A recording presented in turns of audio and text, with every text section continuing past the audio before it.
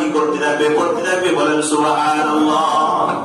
ইন্নী যানানতু আন্নী মুলাকিন হিসাবিয়া, যার আমল হাতে দেবে সে মনে মনে বলবে, ও মালিক, আমি বুঝতাম, আমি জানতাম যে আমাকে হিসাবের সম্মুখীন হইতে হবে। ইন্নী যানানতু আন্নী মুলাকিন হিসাবিয়া ফাহুয়া ফি ঈশাতির রাদিয়া, সে তার আমলনামা নিয়ে তার পরিবার পরিজন যারা আছে তাদের কাছে আনন্দ উৎফুল্লাসে দৌড়ায় যাবে। এই যে দেখো দেখো আমার আমলনামা কত সুন্দর, কত সুন্দর, বলেন সুবহানাল্লাহ। দুনিয়ার মানুষ যখন একজন ডাক্তারি পাশ করে, একজন ইঞ্জিনিয়ার পাশ করে আনন্দ উল্লাসে তার পরিবারের কাছে যায় কিনা বলেন? আল্লাহ ডাক দিয়া বলে, বান্দা তুমি দুনিয়ার ডাক্তার হইলা, ইঞ্জিনিয়ার হইলা, তুমি মনে করছো যে তুমি সফল কাম হয়ে গেছো। আমার মালিক ডাক দিয়া বলে, যা না না না, এটাকে সফলতা বলে না।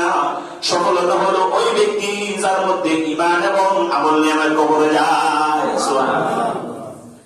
তাহলে দুনিয়ার ডাক্তার হইলে তাকে সফলতা বলা যাবে না, দুনিয়ার ইঞ্জিনিয়ার হইলে তাকে সফলতা বলা যাবে না। তাহলে সফলতা হলো আল্লাহর দ্বীনের মধ্যে যার মধ্যে ঈমান এবং আমল আছে, সে হলো পরিপূর্ণ সফল কাম। এই জন্য আল্লাহ বলেন, ইন্নী যানানতু আন্নী মুলাকিন হিসাবিয়া ফাহুয়া ফি ঈশাতির রাদিয়া ফি জান্নাতিন আলিয়া। তার আমলনামা নিয়ে তার সুন্দর তার পরিবারের কাছে চইলা যাবে, যায় দেখাবে যে দেখো আমার আমলনামা কত সুন্দর। তার সুন্দর আল্লাহ তাআলা তার জন্য একটা জান্নাত নির্মাণ করে রাখছে, ওই জান্নাতে এসে প্রবেশ করবে।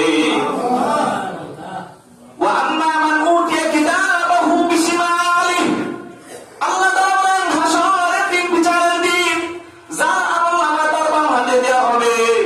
ফায়াকুলু ইয়া লাইতানি লাম উতা কিতাবিয়া, সে বলবে হায় হায় আফসোস, যদি আমার আমলনামা আমার বাম হাতে দেওয়া না হইতো।